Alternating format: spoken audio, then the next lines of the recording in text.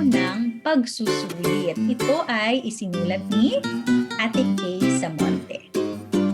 Maagang nagising si Raquel. Excited na siya sa araw na ito. Nakahanda na ang mga dadalhin niyang gamit.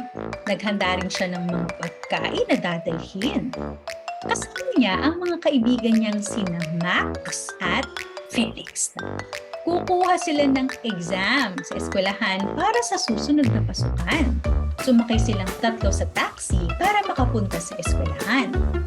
Tagal ang biyahe at ang daan ay zigzag. Habang nasa sasakyan, nakakita sila ng iba't ibang tanawin. Nakakita sila ng zoo. Nang malapit na sa pupuntahan, may nakita rin silang mga nagsasayaw ng Zumba. Nang makarating, nakita nila ang iba pang mga kukuha ng exam. May mga mag-aaral mula sa iba't ibang lugar tulad ng Antique, Quezon at Rojas. Hinanap nila ang Quirino Building kung saan sila mag-e-exam.